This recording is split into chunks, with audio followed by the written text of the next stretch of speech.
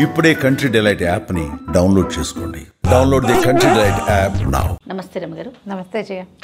రమగారు, ఇంట్లో పూజ ఎవరు చేయాలి అంటే మగవాళ్ళు చేయాలా, ఆడవాళ్ళు చేయాలా, భర్త చేయాలా లేకుంటే భార్య చేయాలా? ఒక చోట ఒక్కొక్క సిద్ధాంతం ఉంటుంది జయ. అంటే ప్రాంతాలను బట్టి అంటున్నారా మీరు? ప్రాంతాలంటే కమ్యూనిటీని బట్టి అనాలి. ఎస్, కమ్యూనిటీని బట్టి. ఇప్పుడు సాలగ్రామార్చన ఉన్న కుటుంబాల్లో మగవాళ్లే సాలగ్రామార్చన చెయ్యాలి అని ఉంటుంది. అభిషేకం, శివాభిషేకం, శివ పంచాయతన ఉంటే మగవాళ్లే శివాభిషేకం చేయాలి. ఈ రెండు ఆడవాళ్ళు చెయ్యరు సాధారణంగా. అంటే ఎందుకు చేయకూడదు అని మీరు అడిగితే నేను చెప్పలేను. అసలు శాస్త్రం అంతే, చెయ్యరు. సాలగ్రామ పూజ, సాలగ్రామార్చన మగవాళ్లే. శివ పంచాయతనం, అభిషేకము, శివాభిషేకం, రుద్రము, నమ్మకం, చమకాలు అన్నీ మగవాళ్లే. ఆడవాళ్ళు పూజకి పరిచర్య చేయటమే పూర్వపు విధానం. ఇప్పుడు నేను ఎప్పుడూ చెప్పని కొన్ని వాక్యాలు చెప్తాను. దీన్ని అంటే కమ్యూనిటీ పరంగా తీసుకుని సీరియస్ అవ్వద్దు. మన తాతల నాడు ఇదివరకు ఇలా ఉండేది అని. అన్ని కమ్యూనిటీస్లోనూ విపరీతంగా పూజలు ఇప్పట్లాగా ఉండేవి కాదు ఇదివరకు. ఒక కమ్యూనిటీ వాళ్ళు పూర్తిగా పూజా విధానంలో ఉండేది కమ్యూనిటీ. రెండోది ఫస్ట్ కమ్యూనిటీ వాళ్ళు రెండో కమ్యూనిటీ వాళ్ళ ఇళ్లలో పూజ చేసేది ఉండేది.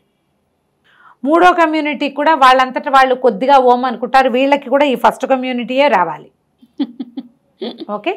నాలుగో కమ్యూనిటీ వాళ్ళకి అసలు నిత్యార్చన ఉండేదే కాదు. వీళ్ళు సూర్యారాధన చేసేవాళ్ళు. తెల్లవారులేస్తే సూర్యనారాయణ మూర్తికి దండం పెట్టుకోవటం. ఇంట్లో ఏదైనా ఒక ప్రత్యేక సందర్భంలో వివాహాది శుభకార్యాలప్పుడు లేదా ఏదైనా యాత్రలకు వెళ్ళేటప్పుడు అయ్యగారిని పిలిచి పూజ చేయించుకోవటమే ఉండేది. రోజువారీ పూజ లేని ఇళ్ళు మీ తాతల నాడు ఎవరిని వాళ్ళు అడిగి తెలుసుకోండి, ఇదే ఉండేది. ఇప్పుడు ఆడ చేయాలా మగ చేయాలంటే ఈ నలుగిట్లో ఏదని చెప్తారు? ఏ పద్ధతి మనం చెప్పుకోలేకపోతాం. ఇప్పుడు మనం ఏం చేసాం, సార్వజనీనంగా ఒకటే పంధ, ప్రతి వాళ్ళు దీపం పెట్టుకుంటున్నారు. మా అత్తారింట్లో పెట్టరండి, నేనే పెడతానండి. మా అమ్మ వాళ్ళ ఇంట్లో ఉండేది కాదండి.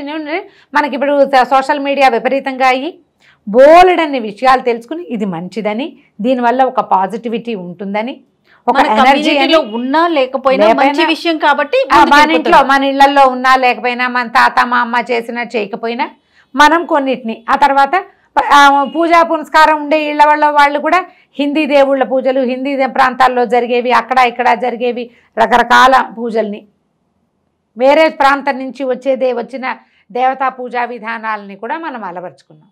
ఇదంతా సార్వజనీన వ్యవహారం అయిపోయింది. ఇప్పుడు ఇందులో ఒకళ్ళని అనడము ఇంకొకళ్ళకి చెప్పటము ఏం లేదు. ఇప్పుడు మగవాళ్లే చేయాలా ఆడవాళ్లే చేయాలంటే మీ ఇంట్లో వాళ్ళు ఎవరో, నేను మా లావి చెప్తుంటుంది, క్లినిక్ వచ్చి ఈయన వంట చేసి వస్తారా అని అడిగారట ఆవిడ సార్ గురించి, డాక్టర్ గారి గురించి.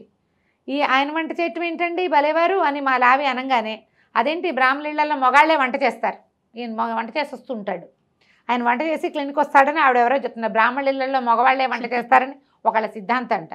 ఏమో నాకు తెలీదు, మా తాతగారు వంట చేయటం కానీ నేను ఎప్పుడు చూడలేదు, నాకు తెలీదు. ఆవిడ ఎక్కడ విన్నారో ఏం చూసి, ఇప్పుడు అది ఇప్పుడు లేదు కదా. బహుశా మడులు ఆచారాలు అట్లా ఉన్నప్పుడు ఎవరు లేకపోతే సహాయం చేసేవారేమో, వాళ్ళే చేసుకునేవాళ్ళేమో. పోనీను ఇప్పుడు ఒక డాక్టర్ రోజు బిజీగా ఉండే ఆయన ఇంట్లో వంట చేసి వస్తాడంటే ఏం చెప్తాను? ఈ రోజులకు సాధ్యమా రమగారు? అది బ్రాహ్మణులలో మగవాళ్లే వంట చేస్తారు అనే సిద్ధాంతం ఎంత పొరపాటు, ఎంత పిచ్చి ఆలోచన, అది ఒక మీనింగ్లెస్ ఆలోచన కదా. అది ఎవరిల్లైతే ఏంటండి వంట చేయటానికి, నిజంగా ఆడ మనిషికి కుదరకపోతే అది ఎవరైనా చేయాలి, ఎవరైనా చేస్తారు. అదో పెద్ద తప్పు కాదు, ఇది కాదు. ఈ సిద్ధాంతాలు లేవు కదా, దానికి లేనంటే ఇక దేనికి లేవు. మా ఇంట్లో పూజ, వారి పూజ వారిదే, నా పూజ నాదే. అభిషేకాలు అవి నేను చేయను, ఆయనే చేసుకుంటారు. దానికి కావాల్సిన వస్తువులు అందిస్తాను అంతే. నా పూజ నేను చేసుకుంటా. లక్ష్మీ పూజ చేస్తాం, నిత్య గౌరీ పూజ చేసుకుంటారు ఆడవాళ్ళు, లక్ష్మీ పూజ చేసుకుంటాం. ఈ పూజ అంటే దేవతార్చన ఉంటే వాళ్ళ ఇంట్లో ఆ దేవతార్చనని తొలిగా సేవించవలసిన వాళ్ళు మగవాళ్లే. సాధారణ దేవతార్చనలే ఉంటాయి. అయితే సాలగ్రామార్చన ఉండాలి లేదా పంచాయతనం, శివ పంచాయతనం కానీ విష్ణు పంచాయతనం కానీ ఉంటాయి.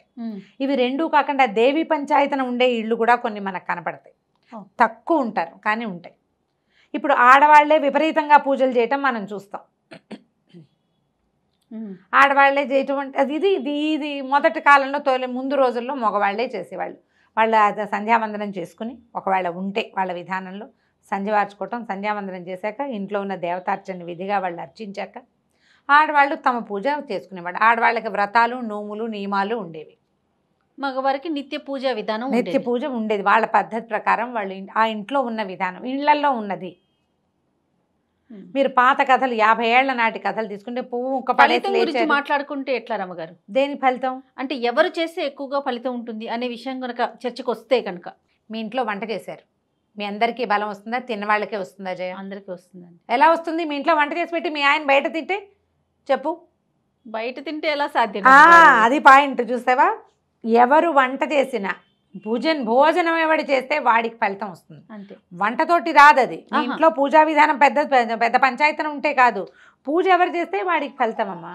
మీ ఆయన తినకపోతేనో నువ్వు ఉపవాసం చేస్తేనో నీకు బలం రాదు కదా. ఆయన తినాలి, నువ్వు తినాలి, పిల్ల తినాలి, అమ్మ తినాలి, వారికి బలం. అంతేనా? పూజ కూడా అంతే. అంతేనా రమ్మగారు? 100%. నువ్వు పూజ చేస్తే నీకు పూజకు ఫలితం. నువ్వు ఏం ఉద్దేశించి చేసావు? కుటుంబాన్ని ఉద్దేశించి చేసాం, ప్రపంచాన్ని ఉద్దేశించి చేసాం, తాపీగా ఫలితం లభిస్తుంది. పూజించిన విధానము వీళ్ళకే కదా వచ్చేది జయ. ఓకే. అది సహజంగా. ఇప్పుడు మన పూజలో ఏం చదువుకుంటామో చెప్పుకుంటారనుకో, గోత్రము, నామము, ప్రవర్ చెప్తారు. చెప్తే మన ఏమిటి ఇంట్లో ధనధాన సమృద్ధ్యర్థం, పుత్రపౌత్రాభివృద్ధ్యర్థం, ఆరోగ్యాభివృద్ధ్యర్థం, ధర్మార్థ కామోక్ష చతుర్విధ ఫల పురుషార్థ సిద్ధ్యర్థం ఇవన్నీ చెప్పుకుంటాం. ఈ సిద్ధులన్నీ నీతో పాటు నీ ఇంటిల్లిపాదికి లభిస్తుంది. ఆడవాళ్ళు బాగా పూజ చేసుకుని మగవాళ్ళు తాగి తందనాలాడి దేవుడికి దండం కూడా పెట్టకపోతే అయినా సరే వాడికి ఏదో మేలు కొనకూడుతుందని ఏమనుకోదు. వాళ్ళకి జరగాల్సిన చెడ్డ వాళ్ళకి జరుగుతుంది. అయితే ఈ ఆడవాళ్ళ పూజా ఫలితం బాగుంటే కనుక ఆవిడకి 5వ తనం ఉంటుంది. ఇప్పుడు వ్రతాలు, నోములు ఇవన్నీ కూడా మనకు ప్రధానంగా ఇదే మాట్లాడుకుంటాం కదా. 5వ తనము పిల్లలకి బాగుండటం, సంసారం వృద్ధి కావటం, తామర తంపరగా కుటుంబం పెరగటం, కుటుంబ సౌఖ్యం పెరగటం, ఇవి ఉంటాయి. ఇప్పుడు పూజ ఎవరు చేసినా ఫలితం, ఏదైనా సజావుగా చేసిన ఫలితం సజావుగానే లభిస్తుంది. అది ఎట్లా అంటే చూడు, నువ్వు పొయ్యి మీద బియ్యం పెట్టావు, అన్నం వచ్చింది ఇలాగా, పూజ చేసాం ఫలితం వచ్చింది ఇలాగా చెప్పలేం. అవి కంటికి కనపడేవి కాదు కదా జయ. బియ్యం గడిగి ఎసరు పెట్టావు, అన్నం ఉడికి సిద్ధంగా వస్తుంది. 1 గంట పూజ చేశాను, ఏది నాకు చూపి అంటే ఎక్కడిని చూపిస్తాము? చూపించడం కుదరదుగా. ఫలితం చూపించడం. Positive energy.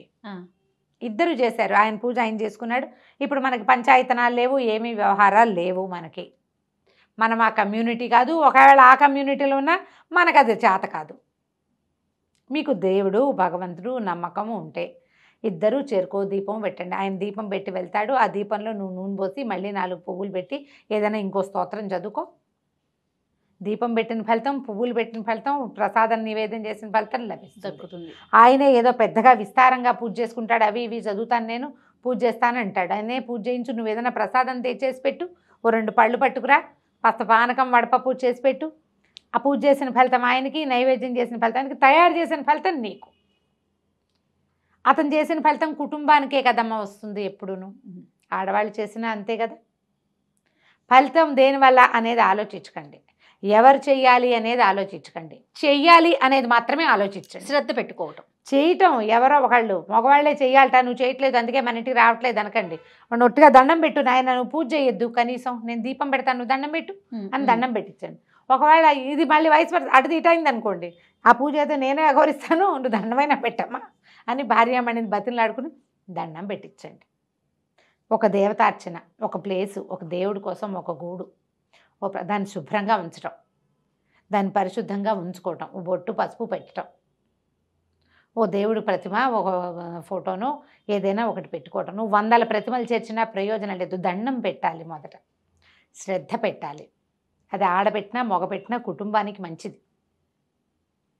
నువ్వు దండం పెడతావు, నువ్వు రోజు దీపారాధన చేస్తావు, లేదు చెయ్యవు, శుభ్రంగా ఒక క్యాలెండర్ రాముల వారిది అక్కడ పెడతావు. టీటీడీ వాళ్ళ క్యాలెండర్లు 100 రూపాయలకి తిరుమల వెళ్తే కొనుక్కోవచ్చు, 100కో 200కో. అది తెచ్చుకుంటే నెల మార్చుకుంటే వెంకటేశ్వర స్వామి లక్షణమైన దర్శనాలు ఇస్తాడు అందమైన ఫోటోల్లో. అగరబత్తులు చూపించు, రోజు దీపం పెట్టం. మీ ఇంటా వంట లేదు, నీకంత ఓపిక లేదు, శ్రద్ధ లేదు, చేత కాదు.